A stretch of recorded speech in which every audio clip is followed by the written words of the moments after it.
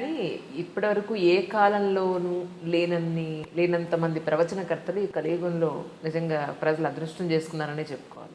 ఎందుకంటే చేసేది మంచా చెడ, లేకపోతే అసలు ఏం జరుగుతోంది, ఎలా ఉంటే మంచిది అనేది మీలాంటి వాళ్ళందరి వల్ల కూడా చాలా మేలు నిజంగా.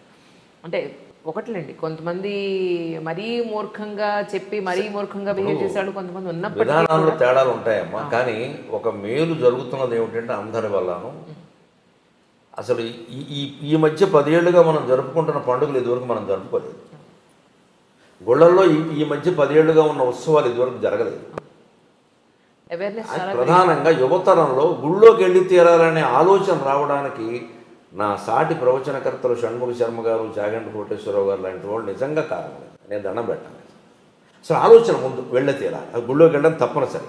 నిత్య విధుల్లో గుళ్ళోకి వెళ్ళడం ఒకటి, నిత్య జీవిత చర్యల్లో గుళ్ళోకి వెళ్ళడం ఒకటి. ఆ భావం కలిగిందా లేదా? అది క్రమంగా చైతన్య మార్గంలోకి, జ్ఞాన మార్గంలోకి వెళ్ళడం అనేది ముందు తెలుసుకుంటే కదా వెళ్ళేది. నా తాపత్రయం వల్ల ఏమిటంటే ఈ కర్మకాండ ఉన్న విషయం ఉంది. మనం అనుకునేది ఈ గుళ్ళు, గోపురాలు, తీర్థాలు, యాత్రలు, యజ్ఞాలు, ఇది 2 వైపులా పదునున్న కత్తి. తీసుకెడితే మనిషిని యోగ వాసిష్టంలోకి, జ్ఞాన మార్గంలోకి తీసుకెడుతుంది. లేదు, ముంచేస్తుంది. అక్కడ పిచ్చి నమ్మకాలు పడిపోతాడు. వెళ్ళడం మంచిదే, కానీ ఎప్పుడైనా వెళ్ళలేకపోతే అయ్యో వెళ్ళలేకపోయాను బెంగట్టుకోక్కర్లేదు. పైగా ఏమిటంటే సోమవారం శివుడు గుడిని, ఆంజనేయ స్వామి, మంగళవారం ఆంజనేయ స్వామి టైం టేబుల్ పెట్టేసరికి మంగళవారం పొరపాటు శివుడి గుడిలో కడితే ఏమన్నా అవుతుందేమో అన్న బెంగ. ఇదే మీరు అనుకునే మూర్ఖత్వం. ఇవి పెరిగిపోతాయి సహజంగా. అంటే ప్రవచనకర్తలు ఎవరైనా, నేనైనా వారైనా జాగ్రత్త తీసుకోవలసింది. మనం ఇది చెబుతున్నది వారు ఒక క్రమశిక్షణతో ఒక పద్ధతిలో ఉండడానికి, కానీ ఇదే అంతిమ లక్ష్యం కాదు. గుడి అనేది ఒక శిక్షణ కేంద్రం. మనం భగవంతుడికి ప్రత్యేకంగా అక్కడ విగ్రహాన్ని ఏర్పాటు చేసి, అది ఎంతైనా అది విగ్రహం. ఆ విగ్రహం దెబ్బతినకుండా చూడాలి. కానీ ఇంకా చెంబుడు పాలు పోస్తే ఒక పాలం, బిందెడు పాలు పోస్తే ఒక పాలం చెబితే అందరూ బిందే పోస్తారు. 1000 బిందెలు పోస్తే శివుడు ఏమవుతాడు? నా తాపత్రయం అలా.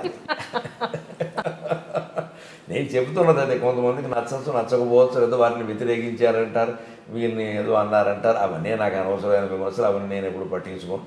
దాని గురించి కాదు అసలు ఆలోచించాల్సింది. విగ్రహారాధన దేనికి? ప్రతీకాత్మకంగా జరగాలి విగ్రహారాధన. అదే లక్ష్యం అన్నట్టుగా మాట్లాడాలి. అది లక్ష్యం కాదు, ఎక్కడా చెప్పలేదు ఆ విషయం.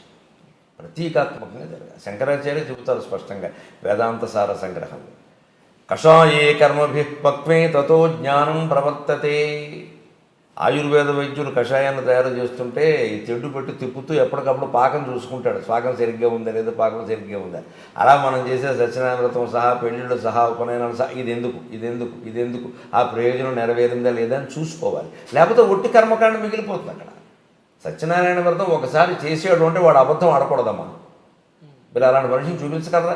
నేను 100 సార్లు చేశాను, అన్నవరం వెళ్ళాను, ప్రతి ఏకాదశికి చేయించుకుంటాను అన్నవాళ్ళు కొన్ని వేల మంది ఉన్నారు. వీళ్ళందరూ అబద్ధాలు ఆడకుండా ఉంటే ఇన్ని కేసులు కోర్టులో పెండింగ్లో ఉండవు. న్యాయమూర్తులకి ఇంత ఇబ్బంది ఉండదు. ఆ తత్వం సత్యనారాయణ వ్రతం అంటేనే సత్యవ్రతం. ఆయన ఎప్పటికీ సత్యదేవాయ నమః అంటారు, అంతే కదా.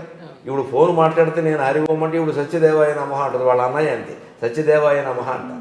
అన్నయ్య అంటూ ఉంటాడు, సత్యదేవాయ నమః అంటాడు. ఫోన్ చేయగానే అతను ఫోన్ చేస్తే సత్యదేవాయ నమః అంటాడు. ముందు నమస్కారం అంటాడు. నేను ఎవరిని ఫోన్ చేస్తే నేను హరిఓం అంటాను, ఇప్పుడు హరిఓం అంటాడు.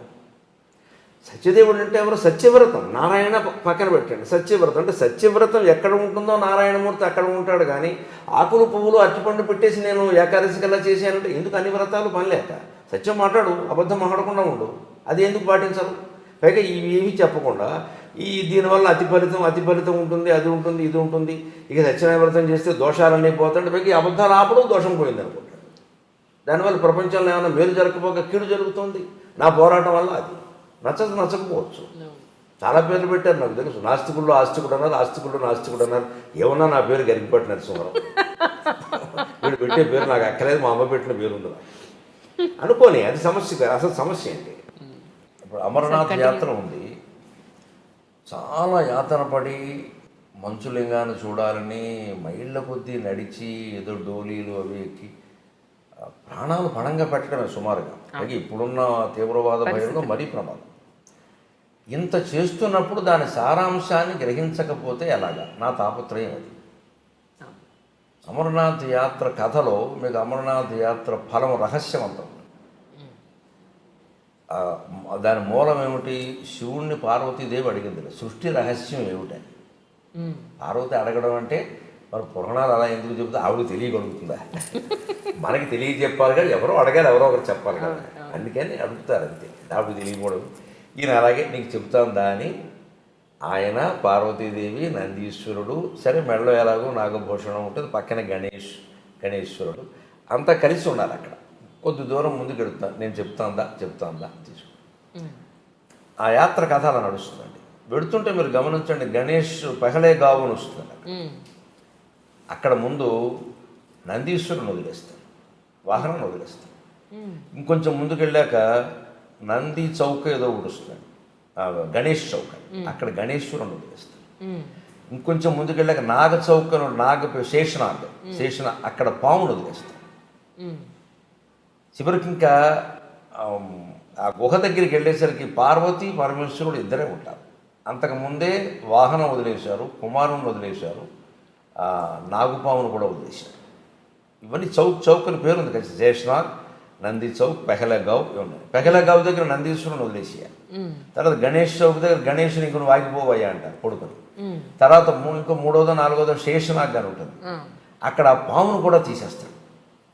శివుడు పార్వతి ఇద్దరు లోపలికి వెళ్తారు. లోపలికి వెళ్ళాక ఏమయ్యారో తెలియదు. అక్కడే శివుడు లింగమయ్యాడు. సమస్త సన్మంగళాన్ని భవంతో కథ ముగిస్తాడు. ఇది అమరనాథ్ కథ. మరి ఇప్పుడు సృష్టి రహస్యం ఏమిటి? ఇప్పుడు ఇందులో సృష్టి రహస్యం ఏమిటంటే, అది నీకు అర్థం కావాలి అంటే ముందు వాహనాల మీద వ్యామోహం వదిలేయి. పహలే కావాలి, నందీశ్వరుని వదిలేసాడు. నంది ఎవరు? వాహనం. ఈ కార్లు, సొంత చార్టర్లు, విమానాలు ఎన్ని పెట్టుకుంటున్నాయి ఇవాళ? ఒక కారా? ఇంట్లో 2 మనుషులు ఉంటే 2 కార్లు ఉంటున్నాయి. అన్ని అవసరమా? సర్దుకోలేరా? మరి ట్రాఫిక్ జామ్ అయింది అనేది మనమే, కాలుష్యం పెరిగింది అనేది మనమే. మన వల్ల ఏం జరుగుతుందో ఆలోచించుకోవద్దా? తనలో తాను రవంతా మారడానికి అన్నది దేనికని? అమ్మ ఒక్కళ్ళ వల్ల అయిందా? దేశమంతా ఎవరు దేశమంతా కేసీఆర్ సరి చేస్తారా, జగన్మోహన్ రెడ్డి సరి చేస్తారా, నరేంద్ర మోడీ సరి చేస్తారా? అందులో మనం ఒకళ్ళం కాదా? మనం ఎవరు సహకరించకుండా వారు చేసేస్తారా? వారు ఏమైనా మాయ చేస్తారా? కాదు కదా. ఏ పరిపాలకుడు మన ఈ పార్టీ కదా ఆ పార్టీ ఉన్నా ఎవరు చేయగలిగింది లేదు. ప్రజల్లో కూడా మార్పు రావాలి. అసలు ఇన్ని వాహనాలు నాకు అవసరం లేదు. 4 కుటుంబ సభ్యులు ఉంటే 2 కార్లు 2 బళ్ళు ఉంటున్నాయమ్మా. పిల్లలకు కూడా చెరువు బండి. వాహనాల మీద వ్యామోహాన్ని వదులుకోండి. వీలైనంత దూరం నడిచేయండి. అక్కడ నడిచే వెళ్ళక తప్పదు, కొన్ని ప్రాంతాలు మీరు ఏం చేయలేరు. ఆ ఆరోగ్యం ఉన్నవాళ్ళే వెళ్ళాలి. ఇంకొంచెం వెళ్ళాక గణేశ్వరుని వదిలేశాడు. సంతానం మీద వ్యామోహం వదులుకోండి. ఇంకా మా అబ్బాయి ఎలా ఉన్నాడు, కోళ్ళు ఎలా ఉంది, ఏమిటో కోడలు నీళ్ళు లోసుకోలేదు, అత్తగారికి కంగారు ఏమిటమ్మా నాకు అర్థం కాదు. కందకలేని దురద కత్తిపెట్టకని. దీనికి ఇది అహంకారం తప్పితే ఏం లేదు. ఇది అహంకారం అంటే గర్వం కాదు. నా వంశం, ఈ కోళ్ళు వచ్చాక నా వంశం, ఇప్పుడు ఈ జన సూర్యవంశం చంద్రవంశం పెరగకపోతే నష్టం ఏంటి? ఇలా ఆలోచించరు మనుషులు. మా వంశం, ఈ అమ్మాయి సంతానాన్ని కన్నంత మాత్రం ఆడాలని ఆక్షేపించాలమ్మా, నాకు అది కూడా ఉండదు దానికేనా కన్నారు. ఏమిటట? అదేమన్నా సిద్ధాంతమా, రూలా? కొందరు కలగరమ్మా. పైగా చాలా చోట్ల కలగకపోవడానికి మన ధర్మశాస్త్రం కూడా చెప్పిన ప్రకారం పురుషులు కారణం ఉండు బాబు, స్త్రీలను ఎందుకు అంటున్నారు నాకు తెలియదు. మన మాస్టర్ సివివి గారిది యోగ దర్శనం అని ఉంది. ఆ పుస్తకం ఎప్పుడో 10-12 ఏళ్ల క్రితం చదివాను. బాబు ఇదే రహస్యం అనుకో. పుట్టబోయే జీవుడు, మనకి సైన్స్ అలా అట్టి పెట్టండి కాసేపు. మన ధర్మశాస్త్రం ప్రకారం పుట్టబోయే జీవుడు తండ్రి నెత్తి మీద 3 నెలల పాటు తిరుగుతూ ఉంటాడు వీడి శరీరంలో ప్రవేశించడానికి. వీడు ఎప్పుడు నీళ్లు తాగితే అప్పుడు ప్రవేశిస్తాడు. జీవుడు నీళ్ల ద్వారానే ప్రవేశిస్తాడు. అందుకే ఎవరైనా పోతే నీళ్లకే మైల, ప్లాస్టిక్ వస్తువులకి కుర్చీలకి మైల ఉండదు. జీవుడు నీళ్ల ద్వారా వెళతాడు. అందుకే మనం 10వ రోజు ధర్మోదకాలను పెట్టి అందరూ బంధువులు నీళ్లు వదులుతూ ఉంటాం. తిలోదకాలు, జలోదకాలు నీళ్ల ద్వారా పంపిస్తాం వాడిని. వెళ్ళిపో మావయ్య, వెళ్ళిపో మావయ్య, ఇంకా మమ్మల్ని వదిలిపెట్టు, లేదా వెళ్ళిపో తాతయ్య అంటే ఆ వెళ్ళిపోయిన వాడికి వీళ్ళ మీద వ్యామోహం ఉంటుంది, ఇంకా పోదు. నీళ్ళు వదిలేస్తున్నామంటే వదిలేసాడు, పెద్ద కొడుకు కూడా వదిలేసాడు, మా అమ్మాయి కూడా మా ఆవిడే వదిలేసింది, ఏం చేస్తా అని ఇంకా జీవుడు వెళ్ళిపోవాలి అక్కడి నుంచి. ఇంక పెంచుకోకూడదు. అది వాడికి సంఖ్య. ఆ మంత్రాలు అలాగే ఉంటాయి. ఆ మంత్రాలు అర్థం అదే. కర్మకాండ చాలా గొప్పది. ఆ మంత్రాలు అలాగే ఉంటాయి అర్థం. అది ఎవరు చెప్పరు, ఊరికి టెక్నికల్ చేశారు. ఈ నీళ్లు వదిలేయడం ఉంది, ఈ వ్యామోహాలు వదులుకోకపోతే అలాగే పడుతూ ఉంటాడు ఇంక తాపత్రయం. అందుకని సంతానం మీద వ్యామోహం వదులుకో. 60 ఏళ్ళు వచ్చాయి నీకు, కొడుకు కోళ్ళు పిల్లల్ని కన్నారా లేదా అనవసరం. ఎందుకంటే కనడం అనేది కేవలం సైన్స్ రీత్యా ఎలా ఉన్నప్పటికీ యోగశాస్త్ర రీత్యా కూడా పూర్వజన్మ కర్మఫలం రీత్యా కూడా యోగం మొగాడుకుంటేనే సంతానం కలుగుతారు. ఆ యోగం మొగాడిది ఆడాళ్ళకి సంబంధం లేదు. ఈ 3 నెలలు ఈ జీవుడు పురుషుడు నెత్తి మీద తిరుగుతూ ఉంటాడు. వీడు ఎప్పుడు నీళ్లు తాగితే అప్పుడు ప్రవేశిస్తాడు వీడు. అందుకని మనకి కొత్త దంపతులను తీర్థయాత్ర చేయమని చెబుతారు. సంస్కృతి ఎంత గొప్పదో ఆలోచించాలి. కొత్త దంపతులు చేయరు తీర్థయాత్ర. 72 ఏళ్ళు వచ్చాక ఎందుకమ్మా యాత్ర, ఎక్కలేరు దిగలేరు. దురదృష్టం ఏంటంటే 60 ఏళ్ళు దాటిన వాళ్ళే చేస్తారు. పైగా వయసులో చేయమంటే సంపాదించుకున్న వయసులో ఇవన్నీ ఏమిటంట. 70 ఏళ్ళు వచ్చాయి ఇంకేం చేస్తావు ఇప్పుడు 4 చోట్ల అంటే ఏమీ చేయలేవు కాబట్టి ఇప్పుడు కాశీ వెళ్ళి మిఠాయి తింటావా? ఏమైనా చేయగలిగితే చేసేస్తానే దోచేసి. ఇదేం ఆలోచన అండి? ఆధ్యాత్మికతను తీవ్రంగా గంభీరంగా తీసుకోవాలి కానీ టైంపాస్ బఠానీలా ఆధ్యాత్మికత అంటే? టైంపాసా? ఏమీ చేయలేవు కాబట్టి చేస్తావా? 60 ఏళ్ళు దాటి 70 ఏళ్ళు దాటి బస్సు ఎక్కలేడు దిగలేడు, 2 మైళ్ళు 2 మెట్లు ఎక్కలేడు, 4 అడుగులు వేయలేడు. ఈయన ఎందుకండి యాత్రకి? ఈవిడ మొఖాన్ని ఎప్పుడు అంటారు కూర్చోక. అప్పుడు కాదు, కొత్త దంపతులు చేయాలి, 25 ఏళ్ళ వాళ్ళు చేయాలి, నాట్ హనీమూన్, తీర్థయాత్ర చేయాలి. ఎందుకంటే అప్పుడు ఆ తీర్థాల్లో పురుషుడు స్త్రీ ఇద్దరు సరిగంగ స్నానాలు అంటారు. సరిగంగ స్నానం అంటే ఇద్దరు చెయ్యి పుట్టును కలిసి స్నానం చేయడం, సరిగంగ స్నానం, సమానంగా ఇద్దరు.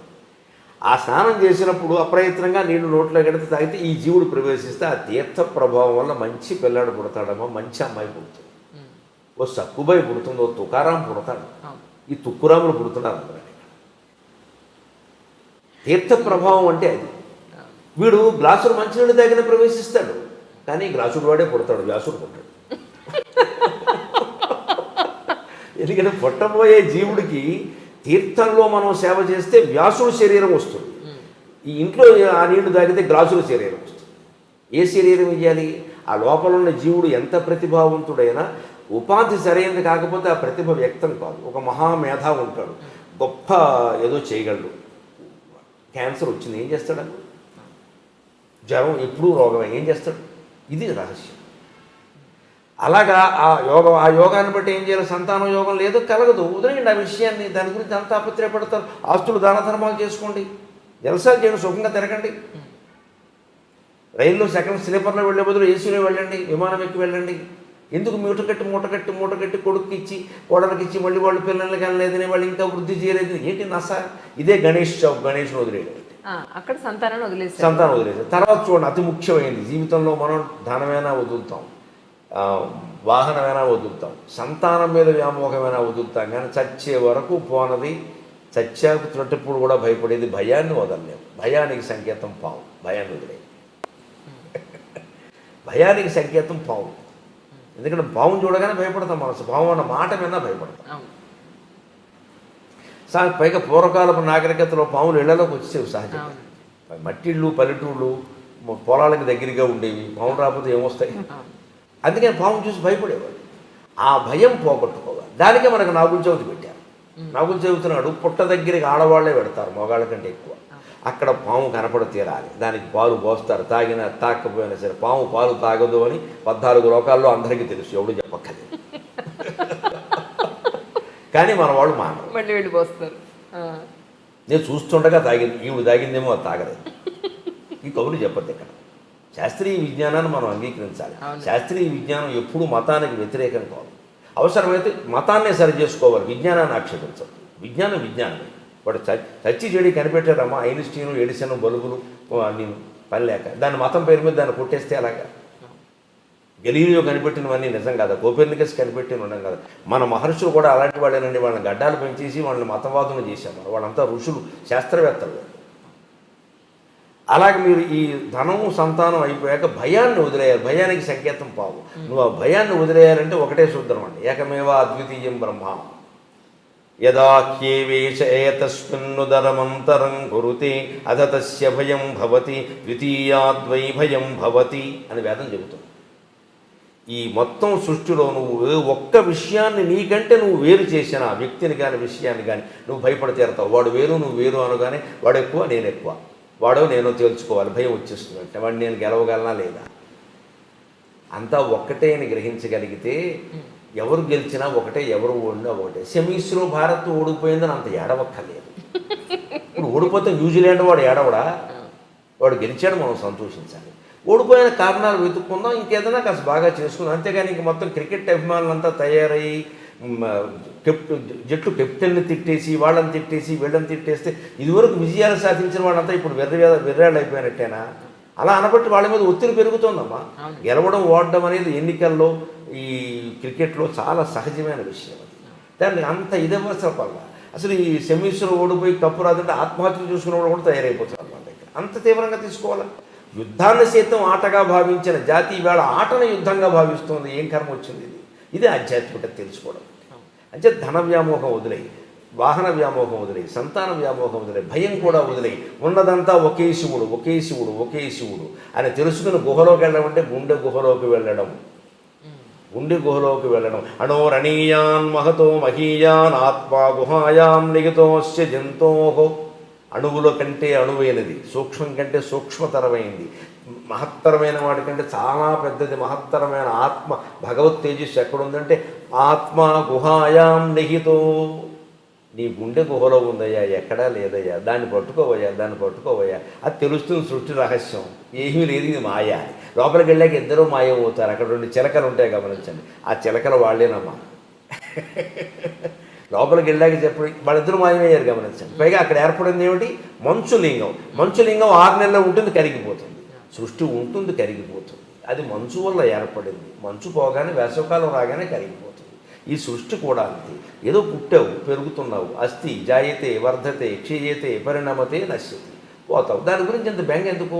ప్రతి పరిణామంలో ఆనందంగా ఉండు. వృద్ధాప్యంలో కొన్ని సుఖాలు ఉన్నాయి, బాల్యంలో కొన్ని సుఖాలు ఉన్నాయి, యవ్వనంలో ఎలాగో సుఖాలు ఉన్నాయని అంటూనే ఉన్నాం. వృత్తిలో కూడా సుఖం ఉంది. ఈ మొత్తం అంతా ఒక్కసారి వదిలిపోతుందంటే నన్ను అడిగితే మరణాన్ని మించిన వరం లేదు మనిషికి. మరణాన్ని మించిన వరం లేదు. రోగిష్టి వాడికి వరం అనొద్దు, సమస్యలు ఉన్నవాడికి వరం అనొద్దు. సుఖంగా ఉన్నవాడికి కూడా మరణమే వరం. మరణంలో మాత్రమే నిత్య సుఖం. ఇందులో ఏముందండి? ఊరికే తాపత్రయపడిపోతున్నారు కానీ అలాగా. అది లొల్లుకుందాం, ఇది లాక్కుందాం, ఏం చేసుకుంటారు లాక్కుని? ఎప్పటికైనా పోయేది. నువ్వు ఎంత గట్టిగా పట్టుకున్నవాడు ఇక్కడే ఉంటాడు, చేతులు ఇక్కడే ఉంటాయి, లోపల నుంచి జీవుడు ఎగిరిపోతున్నాడు. ఈ తత్వం తెలుసుకో. గుహలో ఏమీ లేదు, శూన్యం. అయితే సృష్టికి మూలమైంది శూన్యం అనడానికి వీలు లేదు. శూన్యం అనకూడదు. శూన్యమైతే ఏమీ రాదు. కాబట్టి మన వేదాంతులు ఏం చెప్పారు? పూర్ణమిదం పూర్ణమదః పూర్ణాత్ పూర్ణముదచ్యతే పూర్ణస్య పూర్ణమాదాయ పూర్ణమేవావశిష్యతే. సృష్టికి మూలం ఉన్నది పూర్ణమయ, శూన్యం కాదు. పూర్ణం కాబట్టి అందులో అన్నీ ఉంటాయి కాబట్టి ఏదైనా వచ్చింది. శూన్యం నుంచి ఏమొస్తుంది? ఇతర మతాల వాళ్ళకి మనకి తేడాలి. సృష్టికి మూలం శూన్యమని కొందరు చెప్పారు. అజ్ఞానం. శూన్యం నుంచి ఏది రాదు. సృష్టికి మూలం పూర్ణం. ఆ పూర్ణమే పరమశివుడు. ఇది అమరనాథ్ కథ.